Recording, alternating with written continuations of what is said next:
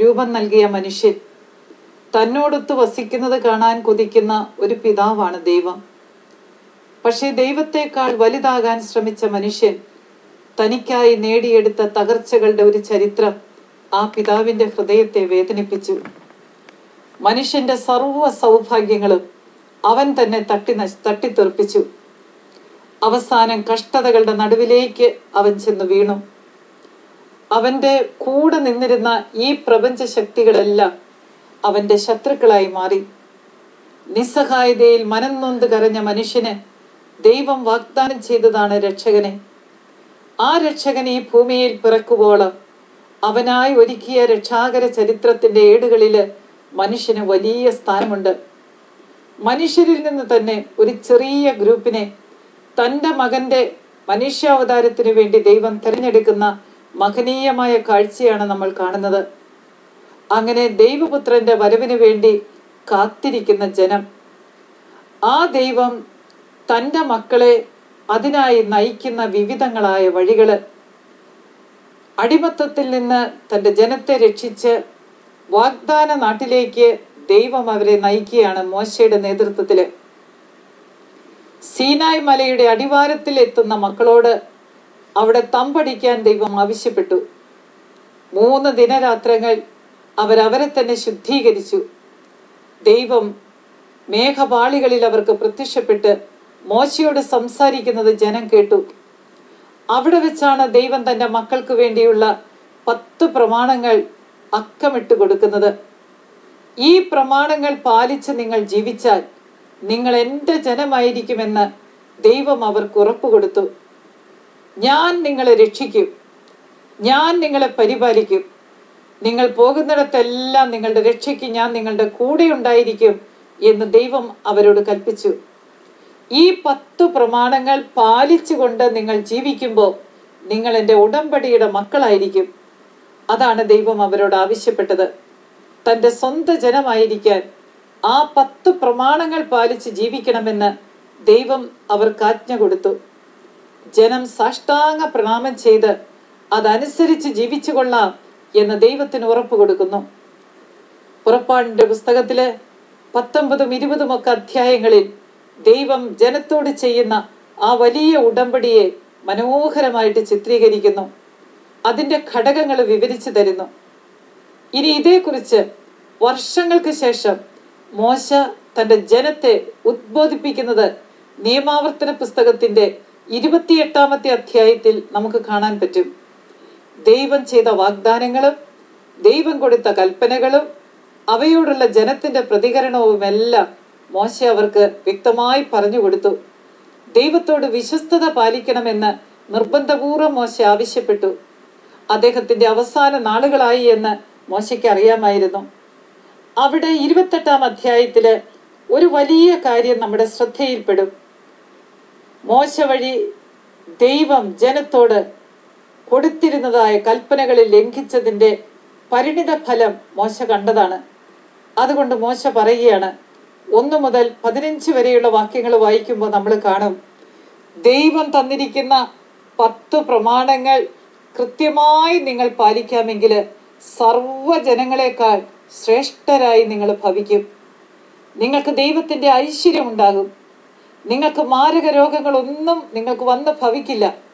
നിങ്ങൾക്ക് ദൈവം എല്ലാ വിധത്തിലും സ്വസ്ഥത തരും. കാലാകാലത്ത് മഞ്ഞും മഴയും വെയിലും തരും.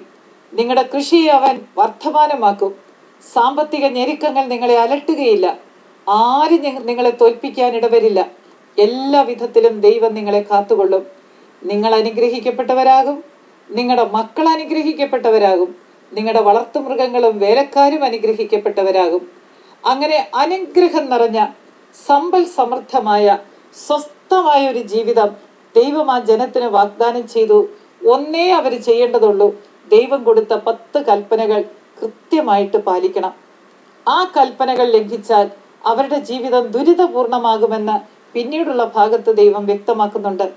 15 മുതൽ തുടർന്ന് വരുന്ന ഭാഗങ്ങളിൽ കർത്താവ് അവർക്ക് ഉറപ്പായിട്ടും പറഞ്ഞു കൊടുക്കും, എന്നാൽ എൻ്റെ പ്രമാണങ്ങളിൽ ഒരെണ്ണമെങ്കിലും ലംഘിക്കാൻ മറ്റുള്ളവരെ പ്രേരിപ്പിക്കുകയോ ചെയ്താൽ നിശേഷം നശിക്കുവോളം എൻ്റെ കൈ നിന്റെ പുറത്തു നിന്ന് മാറ്റപ്പെടില്ല.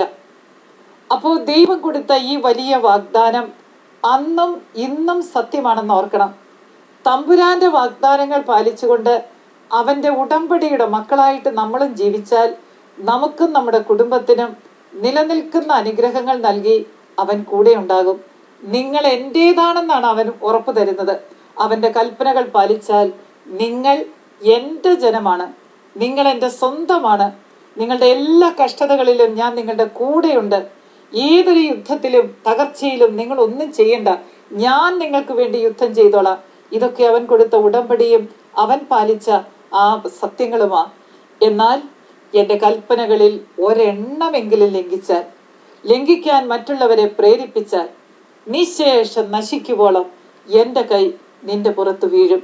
അങ്ങനെ നീ ശപിക്കപ്പെട്ടവനാകും, മക്കളും വേലക്കാരും നിനക്കുള്ളതെല്ലാം ശപിക്കപ്പെട്ടതായി മാറും.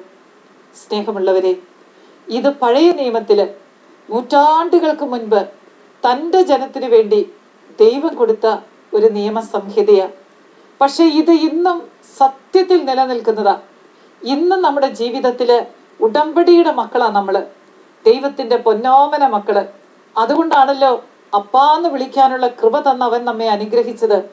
മോനേന്ന് വിളിക്കുന്ന, മോളേന്ന് വിളിക്കുന്ന വചനഭാഗങ്ങൾ നമുക്കായിട്ട് അവൻ പലപ്പോഴും പ്രദാനം ചെയ്യുന്നത്. അപ്പോ ഇന്നും ദൈവത്തിന്റെ കൽപ്പന പാലിച്ച് ജീവിക്കാൻ നമ്മൾ കടപ്പെട്ടവരാ. നിങ്ങൾക്കും നിങ്ങളുടെ കുടുംബത്തിനും തമ്പുരാന്റെ ഐശ്വര്യം വേണോ? സമാധാനവും സ്വസ്ഥതയുമുള്ളൊരു ജീവിതം വേണോ? എല്ലാവിധത്തിലും ദൈവം നിങ്ങളെ അനുഗ്രഹിക്കുന്നു എന്നൊരു അനുഭവം വേണോ? അവന്റെ കൽപ്പനകൾ പാലിച്ച് ജീവിക്കൂ. ആ 10 കൽപ്പനകൾ കൃത്യമായി പാലിച്ചുകൊണ്ട് ജീവിക്കൂ. ഇന്നും നിങ്ങൾ അനുഗ്രഹിക്കപ്പെട്ടവരാകും. അല്ല, ആ കൽപ്പനകൾ ലംഘിക്കാനും അത് ലംഘിക്കുന്നതിന് മറ്റുള്ളവർക്ക് ഇടവരുത്താനും നിങ്ങൾ പരിശ്രമിച്ചാൽ കഷ്ടകാലമാണ് പിന്നെ വരുന്നത്. നിശേഷം നശിക്കുവോളം അവന്റെ കരം നമ്മുടെ പുറത്തു വീഴുമെന്ന്. അതെന്താ ദൈവം അങ്ങനെ മനുഷ്യരെ പോലെ പെരുമാറുന്നത്? അവൻ ഇഷ്ടക്കേട് വരുത്തിയാൽ ഉടനെ ശിക്ഷിക്കുകയാണോ? അല്ല, ദൈവം സ്നേഹിക്കുന്നവനാ, അവൻ സ്നേഹം തന്നെയാ. പക്ഷെ അവനിൽ നീതിയില്ലേ? ആ നീതിയാണ് അവിടെ പ്രവർത്തിക്കുന്നത്. ആകയാൽ അവിടുന്ന് പറഞ്ഞതുപോലുള്ളൊരു ജീവിതത്തിലേക്ക് നമുക്ക് കടന്നു വരണം. എൻ്റെ തമ്പുരാൻ തന്നിൽ നിന്ന് അകന്നു പോകാൻ ശ്രമിക്കുന്ന മക്കളെ തന്നിലേക്ക് തിരിച്ചു കൊണ്ടുവരാൻ വേണ്ടിയിട്ടാണ് പലപ്പോഴും കഷ്ടതകൾ തരുന്നതെന്ന് മറക്കരുത്. എബ്രായരുടെ ലേഖനത്തിൽ നമ്മളത് വായിക്കുന്നില്ലേ? 12-ാം അധ്യായത്തിന്റെ 5 മുതലുള്ള വാക്യങ്ങളിൽ നമ്മൾ കാണുന്നുണ്ട്, ദൈവം ഒരു പിതാവിനെ പോലെയാണ് നമ്മോട് പെരുമാറുന്നതെന്ന്. കഷ്ടതകൾ തരുമ്പോൾ അത് പിതൃശിക്ഷണമാണെന്ന്. പിതാവിന്റെ ശിക്ഷണം കിട്ടാത്ത മക്കൾ ആരെങ്കിലും ഉണ്ടോ? അപ്പോ നമുക്കും എല്ലാ മക്കൾക്കും കിട്ടുന്ന ഈ ശിക്ഷണം കിട്ടുന്നില്ലെങ്കിൽ നമ്മൾ മക്കളല്ല, ജാരസന്തതികളാണെന്ന് അവിടെ ഉറപ്പ് തരുന്നു. ആകയാൽ ദൈവം നമുക്ക് ശിക്ഷണം തരും. ദൈവം നമുക്ക് ശിക്ഷണം തരുമ്പോൾ ഒരു കാര്യം അവൻ മുന്നറിയിപ്പായിട്ട് പറയുന്നുണ്ട്, താൻ സ്നേഹിക്കുന്നവനെ ദൈവം ശിക്ഷിക്കും, താൻ സ്നേഹിക്കുന്നവനെ ദൈവം ശാസിക്കും, മക്കളായി കരുതുന്നവരെ ശിക്ഷിക്കും. അപ്പോ ഒരപ്പനെ പോലെ അകന്നു പോകുന്ന നിങ്ങളെ അരികിലേക്ക് തിരികെ കൊണ്ടുവരാനാണ് ദൈവം ശിക്ഷണങ്ങൾ തരുന്നതെന്ന് മറന്നു പോകരുത്. പക്ഷെ ആ തരുന്ന ശിക്ഷണങ്ങളില് ഇത് ദൈവമാണ് എന്നെ ശിക്ഷിക്കുന്നതെന്നും ആ ശിക്ഷണം തരുന്ന ദൈവം തൻ്റെ പക്കലേക്ക് എന്നെ ചേർത്ത് നിർത്താനാണ് ഈ ശിക്ഷണം തരുന്നതെന്നും നമ്മൾ മനസ്സിലാക്കണം. കഷ്ടകാലമാണെന്നും രോഗങ്ങളാണെന്നും പ്രകൃതി ദുരന്തങ്ങളാണെന്നും ഒക്കെ പറഞ്ഞ് നമ്മൾ ഒത്തിരി ഒച്ചപ്പാടുണ്ടാക്കുന്ന ഒരു സമയമല്ലേ ഇത്? എങ്ങോട്ട് തിരിഞ്ഞാലും നമ്മൾ പറയുന്നത് ശരിയാ. എല്ലാ വിധത്തിലും നമ്മുടെ കരങ്ങളിൽ നിന്ന് സൗഭാഗ്യവും സമ്പത്തും ആരോഗ്യവും ഒക്കെ തെന്നി മാറിക്കൊണ്ടിരിക്കുക. കയറി പിടിക്കാൻ നോക്കിയാൽ ഒന്നും പിടിതരാത്ത ഒരവസ്ഥ. നമ്മളും നമ്മുടെ കുടുംബവും മക്കളും ദയനീയമായിട്ട് കിടന്ന് വേദനിക്കുന്നത് കാണുമ്പോൾ ആരുടെയും മനസ്സിളകും. പക്ഷേ ഇതും ശിക്ഷണത്തിന്റെ ഒരു ഭാഗമാണോ എന്ന് ചിന്തിച്ചു നോക്കുന്നത് നല്ലതല്ലേ? ഈ കഷ്ടതകളെ കുറിച്ച് ആവലാതിപ്പെട്ടിട്ട് എന്താ കാര്യം? ആവലാതിപ്പെട്ടത് കൊണ്ട് ആയുസിന്റെ 1 മുഴം ആയുസ് വർദ്ധിപ്പിക്കാൻ സാധിക്കുമോ? ഇല്ല എന്ന് കർത്താവ് പഠിപ്പിക്കുന്നു. അതുകൊണ്ട് മരുന്നുകൾ പരാജയപ്പെടുന്നിടത്ത്, സഹോദരങ്ങൾ പരാജയപ്പെടുന്നിടത്ത്, സ്നേഹിതർ സഹായിക്കാൻ മറന്നു പോകുന്നിടത്ത്, ഒരിടത്തു നിന്നും ഒരു സഹായവും കിട്ടാതെ ഒന്നിനൊന്നിന് നമ്മുടെ സ്ഥിതിഗതികൾ വഷളായിക്കൊണ്ടിരിക്കുമ്പോൾ പരസ്പരം കുറ്റം പറഞ്ഞും പരസ്പരം തള്ളിപ്പറഞ്ഞും ജീവിതത്തെ പഴിച്ചും ദൈവത്തെ ശപിച്ചും സമയം കളയാതെ നമുക്ക് ദൈവത്തെങ്കിലേക്ക് തിരിയാം. ദൈവമേ, എന്നോട് കരുണ തോന്നണമേ എന്ന് നമുക്ക് പ്രാർത്ഥിക്കാം. ഞാൻ പാപിയാണ് എന്ന് സമ്മതിച്ചു പറയാം. എൻ്റെ മക്കളെ, ജീവിതത്തിൽ നമ്മുടെ ചുറ്റുപാടും ഒന്ന് ശ്രദ്ധിച്ചേ. ഇതുപോലെ തിന്മ പെരുകിയ ഒരു സമയം നിങ്ങൾ ഓർക്കുന്നുണ്ടോ? ജീവിതത്തിൽ ഏറെ അനുഭവങ്ങളിൽ കൂടെ കടന്നുപോയ വൃദ്ധരായ മാതാപിതാക്കളൊന്ന് ചിന്തിച്ചു നോക്കിക്കേ. ഇത്രമാത്രം തിന്മ നിറഞ്ഞ ഒരവസരം നമ്മൾ ഓർക്കുന്നുണ്ടോ? ഇന്ന് അമ്മ പെങ്ങന്മാർക്ക് വഴിക്കിറങ്ങാൻ പേടിയാണെന്ന് പലരും പറയും.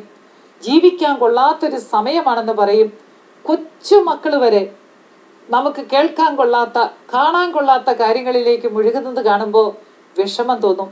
9 വയസ്സുകാരി ഒരു കുഞ്ഞിന് ജന്മം കൊടുത്തു എന്ന് കേൾക്കുമ്പോൾ, അതും ആ കുഞ്ഞിന്റെ അപ്പച്ചനാരെന്ന് അറിയില്ലാത്ത രീതിയിൽ ജന്മം കൊടുത്തു എന്ന് കേൾക്കുമ്പോൾ ചിലര് മൂക്കത്ത് വിരല് വയ്ക്കും.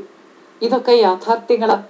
കൊച്ചു മക്കള് മുതല് മുതിർന്നവര് വരെ യാതൊരു ബെല്ലും ബ്രേക്കും ഇല്ലാത്ത വിധത്തിൽ തിന്മയിലേക്ക് ആണ്ടുപോകുന്ന ഒരു ലോകം. 1.25 വയസ്സായ ഒരു കുഞ്ഞിനെ ബലാത്സംഗം ചെയ്ത് കൊല്ലുക എന്ന് പറയുമ്പോൾ ആ മനുഷ്യൻ എന്ന വാക്കിന് അർഹതയുള്ളതാണോ? 85 വയസ്സായ വല്യമ്മയെ ബലാത്സംഗം ചെയ്ത് വെട്ടി നുറുക്കുക എന്നൊക്കെ പറയുമ്പോൾ അത് വെറും പത്രവാർത്ത മാത്രമായിട്ടാണോ നമുക്ക് തോന്നുന്നത്? അപ്പോൾ ഇതൊക്കെ ഇന്നത്തെ യാഥാർത്ഥ്യങ്ങളാ. കേരളത്തിന്റെ, ദൈവത്തിന്റെ നാടെന്ന് വിശേഷിപ്പിക്കുന്ന കേരളത്തിന്റെ മണ്ണിൽ നിന്ന് ഒരു ദിവസം ദൈവസന്നിധിയിലേക്ക് 300ഉം 400ഉം പിഞ്ചു കുഞ്ഞുങ്ങളുടെ മരണവേദന ഉയരുന്നു എന്ന് പറയുമ്പോൾ അത്രയും അബോർഷൻ ഈ കേരളത്തിൽ നടക്കുന്നു എന്ന് മനസ്സിലാക്കണം. ഇതൊക്കെയും ദൈവമാ കാണുന്നത്. ദൈവസന്നിധിയിലേക്ക് ആ നൊമ്പരം കടന്നു ചെല്ലുന്നത്. ഒരു ഓട്ടോറിക്ഷ ഡ്രൈവർ അദ്ദേഹത്തിന്റെ വണ്ടിയിൽ മറന്നു വെച്ചു കൊണ്ടുപോയ ഒരു വലിയ പൈസ അടങ്ങുന്ന ബാഗ് തിരിച്ചു കൊടുത്തു എന്നുള്ളത് കേരളത്തിലെ വൻകിടയിലുള്ള പത്രങ്ങള്, കേരളത്തിന്റെ അഭിമാന സ്തംഭങ്ങളായ പത്രങ്ങള് വലിയ തലക്കെട്ടോടു കൂടിയുള്ള വാർത്തയാക്കി പ്രസിദ്ധീകരിച്ചത് ഈ അടുത്ത നാളിൽ നമ്മൾ വായിച്ചു. ഞാനത് വായിച്ചപ്പോൾ എൻ്റെ മനസ്സിൽ തോന്നിയത് ഇങ്ങനെയാ. എൻ്റെ ദൈവമേ, ഒരു ഓട്ടോറിക്ഷ ഡ്രൈവർ ഒരു വലിയ തുക അദ്ദേഹത്തിന്റെ വണ്ടിയിൽ മറന്നു വെച്ച് പോയപ്പോൾ അത് അപ്പാടെ ഉടമസ്ഥന് തിരിച്ചു കൊടുത്തു എന്നുള്ളത് എല്ലാ പത്രങ്ങളും മത്സരിച്ചിടത്തക്ക ഒരു വാർത്തയാകത്തക്ക വിധം കേരളം അധപ്പതിച്ചു പോയല്ലോ. കാരണം കിട്ടുന്നവരൊക്കെ കൈക്കലാക്കുന്ന നാടായതുകൊണ്ടല്ലേ ഒരാള് തിരിച്ചു കൊടുത്തപ്പോ അതിന് ഇത്ര വാർത്താ പ്രാധാന്യം വന്നത് എന്നാ ഞാൻ ചിന്തിച്ചത്. കാരണം മോഷണം എന്നുള്ളത് നമ്മുടെ കുലത്തൊഴിലായി മാറിയിരിക്കുക. എല്ലാം സ്വന്തമാക്കുന്നതിനും ഒന്നും വിട്ടുകൊടുക്കാതെ എല്ലാം ആസ്വദിക്കുന്നതിനും നമുക്കൊക്കെ എന്തൊരു താല്പര്യമാ. ഏത് വൻ കാര്യങ്ങൾ കേരളത്തിൽ നടക്കുന്നു എന്ന പത്രത്തിൽ വായിക്കുമ്പോഴും ഒരു കാര്യം സ്വസ്ഥമായിട്ടും സത്യമായിട്ടും നമ്മുടെ മനസ്സിൽ നമുക്ക് ഉറപ്പിക്കാം. ഏതാനും നാളുകൾക്കകം വേറൊരു വാർത്ത വരും. അതിൽ വലിയ ക്രമക്കേട് കണ്ടുപിടിച്ചു. എന്തൊരു പദ്ധതി ആര് സ്പോൺസർ ചെയ്ത് എങ്ങനെ നടത്തിയാലും പിന്നീട് അതിലൊരു വലിയ ഒരു കൃത്രിമത്വം നമ്മൾ കണ്ടെത്തുകയാണ്. അനേകരുടെ പോക്കറ്റിലേക്ക് 10 പൈസയുടെ മുടക്ക് കൂടാതെ സമ്പത്ത് കുമിഞ്ഞുകൂടത്തക്ക വിധം ക്രമക്കേടുകൾ അരങ്ങേറുന്ന ഒരു കൊച്ചു കേരളം. നന്മ ഒന്ന് ശ്വസിക്കാൻ, നല്ലത് ഒന്ന് ചെയ്യാൻ, നന്മയുടെ വഴി മറ്റുള്ളവർക്ക് കാണിച്ചു കൊടുക്കാൻ കൊതിക്കുന്ന ഒരു കൊച്ചു നാട്. ജനിച്ചു വളർന്നു വരുന്ന പിഞ്ചു കുഞ്ഞുങ്ങളെ കൈക്ക് പിടിച്ച് നന്മയുടെ വഴിയെ നയിക്കാൻ കഴിയാത്ത ഒരു കൊച്ചു നാട്. ഈ നാടിന്റെ അഭിമാനം ചോർന്നു പോകുന്നത് കണ്ടിട്ടും പലരും കണ്ടില്ല എന്ന് വെക്കുന്ന ഒരവസ്ഥ. അപ്പോൾ ഇതിന്റെ എല്ലാം നടുവിൽ നിന്ന് ദൈവം നമുക്ക് ശിക്ഷണ നടപടികൾ തരുന്നുണ്ടെങ്കിൽ അതൊരു അപ്പച്ചന്റെ സ്നേഹത്തിന് ചെയ്തേ പറ്റൂ. തന്റെ മക്കള് തെറ്റായ വഴിയിലേക്ക് ആഴ്ന്നു പോകുന്നത് കാണുമ്പോൾ അപ്പച്ചൻ വടിയെടുക്കും. വടിയെടുത്ത് 2 തരുന്നുണ്ടെങ്കിൽ അത് അപ്പനായിട്ടാ. അപ്പൻ തല്ലുന്നത് നമ്മൾ മക്കളായിട്ടാ. അതുകൊണ്ട് അപ്പനും മക്കളും തമ്മിലുള്ള ബന്ധത്തിൽ നിന്ന് നമുക്ക് നന്മ വരാൻ വേണ്ടി ദൈവം അനുവദിക്കുന്നതൊന്നും അസാധ്യമായിട്ടോ ഗുണകരമല്ലാതായിട്ടോ നാശകരമായിട്ടോ താറടിക്കുന്നതിനകത്ത് അർത്ഥമില്ല. ഏറ്റെടുക്കാൻ നമുക്ക്, സമ്മതിക്കാൻ നമുക്ക്. തെറ്റിപ്പോയി. ബൈബിള് വായിച്ചു വരുമ്പോൾ പഴയ നിയമത്തില് ദാവീദിന്റെ ജീവിതത്തിലെ ഒരു സംഭവം നമ്മുടെ മനസ്സിൽ തങ്ങി നിൽക്കും. ദാവീദ് ബത്ശബയുമായി വ്യഭിചാരം ചെയ്തു. അതിന്റെ ഫലമായിട്ട് ബത്ശബ ഗർഭം ധരിച്ചു, ഒരു കുഞ്ഞിനെ പ്രസവിച്ചു. ഈ പാപം ചെയ്ത് വന്ന ദാവീദ് ബത്ശബയോടൊത്ത് അവളെ സ്വന്തമാക്കാൻ വേണ്ടി അവളുടെ ഭർത്താവിനെ ചതിവിൽ കൊല്ലിച്ച് അങ്ങനെ കൊട്ടാരത്തിൽ കഴിയുന്ന കാലം ദൈവം തന്റെ പ്രവാചകനിലൂടെ ദാവീദിന് മുന്നറിയിപ്പ് കൊടുത്തു. നിന്റെ കുഞ്ഞു മരിക്കും. പാപഫലമായി നിന്റെ ആ സ്ത്രീ ഗർഭം ധരിച്ചിരിക്കുന്ന നിന്റെ കുഞ്ഞില്ലേ, ആ കുഞ്ഞു മരിക്കും. അത് കേട്ട ദാവീദ് തൻ്റെ വസ്ത്രങ്ങൾ, രാജവസ്ത്രങ്ങളൊക്കെ മാറ്റി ചാക്കൊടുത്ത് ചാരം പൂശി തപസ് ചെയ്ത് പ്രാർത്ഥിച്ചു, ദൈവമേ എന്നെ കൊന്നോ, എൻ്റെ കൊച്ചിനെ കൊല്ലരുത്. അദ്ദേഹം ഒത്തിരി ദിവസങ്ങൾ അങ്ങനെ ദൈവത്തിന്റെ മുമ്പിൽ തപസ് ചെയ്ത് പ്രാർത്ഥിച്ചിട്ടും 8-ാം പക്കം കുഞ്ഞു മരിച്ചു. കുഞ്ഞു മരിച്ച ഉടനെ അവിടെ ഉണ്ടായിരുന്ന ഭൃത്യന്മാരെയെല്ലാം അത്ഭുതപ്പെടുത്തുമാറ് ദാവീദ് ഒരു കാര്യം ചെയ്തു. അതുവരെ നിലത്ത് കിടന്ന് ചാക്ക് വസ്ത്രം ധരിച്ച് ചാരത്തിൽ ഉരുണ്ട് തപസ് ചെയ്ത് പ്രാർത്ഥിച്ചിരുന്ന ദാവീദ് അവിടെ നിന്ന് എഴുന്നേറ്റു. പണിക്കാർ, അവിടുത്തെ രാജാവിന്റെ ഭൃത്യന്മാരെല്ലാം ഭയന്ന് നിൽക്കുകയാണ്. എന്താ സംഭവിക്കാൻ പോണെന്ന് അറിയില്ല. കൊച്ചു മരിച്ചുപോയി. രാജാവിന് വലിയ ദുഃഖം. എന്തു സംഭവിക്കാം? പക്ഷേ വളരെ കൂളായിട്ട് രാജാവ് എഴുന്നേറ്റു. തൻ്റെ ആ ചാക്ക് വസ്ത്രങ്ങളൊക്കെ മാറ്റി അദ്ദേഹം നല്ല വസ്ത്രം ധരിച്ചു. തൻ്റെ സിംഹാസനത്തിലേക്ക് ഇരുന്നു. ദേഹമൊക്കെ വൃത്തിയാക്കി മിടുക്കനായിട്ട് ഭക്ഷണം കഴിച്ചു. എല്ലാവരും അത്ഭുതപ്പെട്ടു. ഇതെന്താ ഇത്? കൊച്ചു ജീവിച്ചിരിക്കെ മരിക്കുമെന്നുള്ള ആ ശാപം കേട്ടിട്ട് ഇത്രമാത്രം വിഷമിച്ച് കരഞ്ഞ് തപസ്സെടുത്ത രാജാവ് മരിച്ച കൊച്ചിന്റെ മുമ്പില് നല്ല വസ്ത്രം ധരിച്ച് ഭക്ഷണം കഴിച്ച്, ഇതെന്താ ഇത്? ദാവീദ് പറഞ്ഞു, ഇതുവരെയും എനിക്കറിയാമായിരുന്നു എൻ്റെ ദൈവത്തിന് വേണമെങ്കിൽ എന്നോട് കരുണ കാണിക്കാമെന്ന്. പക്ഷെ ഇപ്പൊ എനിക്ക് മനസ്സിലായി എൻ്റെ തമ്പുരാൻ എനിക്ക് തന്ന ശിക്ഷണം.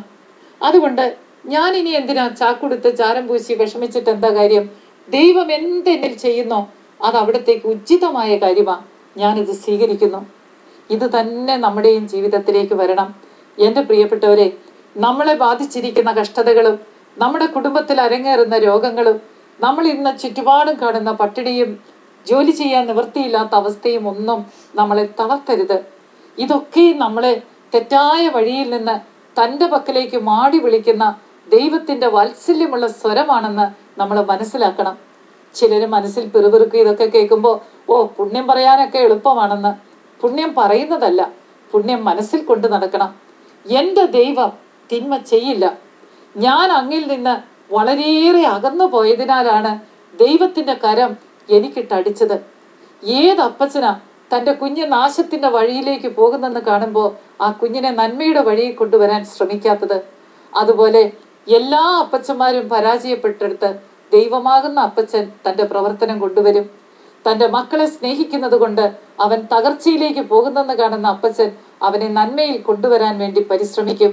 അപ്പോൾ നമുക്ക് വ്യക്തിപരമായിട്ടും കുടുംബപരമായിട്ടും സമൂഹപരമായിട്ടും ഒരു കാര്യം ചെയ്യാം. ദൈവത്തോട് സമ്മതിച്ചു പറയാം, ദൈവമേ ഞങ്ങൾക്ക് തെറ്റിപ്പോയി. അങ്ങയിൽ നിന്നും അങ്ങ് തന്ന പ്രമാണങ്ങളിൽ നിന്നും ഞങ്ങൾ ഏറെ അകന്നുപോയി. അതുകൊണ്ട് ഈ ശിക്ഷകളൊക്കെ ഞങ്ങൾ അർഹിക്കുന്നതാണ്. ഞങ്ങളോട് കരുണ തോന്നണേ, ഞങ്ങളെ കൈ തന്ന് രക്ഷിക്കണേ. ഒരിടത്തും ഞങ്ങൾക്ക് രക്ഷയില്ല. ജ്ഞാനത്തിന്റെ പുസ്തകത്തിൽ നമ്മൾ വായിക്കും, വൈദ്യനോ ലേപനമോ ഒന്നുമല്ല നമുക്ക് രക്ഷ തരുന്നത്, ജീവനുള്ള ദൈവമാണ്. ആ ദൈവത്തിന്റെ മുമ്പിൽ നമ്മുടെ കരമുയരട്ടെ, മനസ്സുയരട്ടെ. നമുക്ക് നമ്മളെ തന്നെ തമ്പുരാന്റെ മുമ്പിൽ താഴ്ത്താം. എളിമയോടെ വിനീതമായിട്ട് നമ്മുടെ തെറ്റുകൾ അവനോട് ഏറ്റുപറയാം. നിസ്സഹായത ദൈവസന്നദ്ധിയിൽ അംഗീകരിച്ച് ഏറ്റുപറയാൻ തയ്യാറാകുമ്പോൾ ദൈവത്തിന്റെ ഹൃദയം നമുക്കായി ഉണരും. ആ ഹൃദയത്തിൽ നിന്ന് സ്നേഹം നമ്മിലേക്ക് ഒഴുകും, സഹതാപം നമ്മിലേക്ക് ഒഴുകും. നമ്മെ വാരിയെടുത്ത് രക്ഷിക്കാൻ ദൈവം നമ്മുടെ പക്കലേക്ക് ഓടിയെത്തും. ഇത് അനേകരുടെ അനുഭവങ്ങളിൽ നിന്ന് നമുക്ക് മനസ്സിലാക്കാവുന്ന ഒരു സത്യമാണ്. ആകയാൽ ഏറെ തിന്മകൾ നമ്മൾ ചെയ്തുപോയി.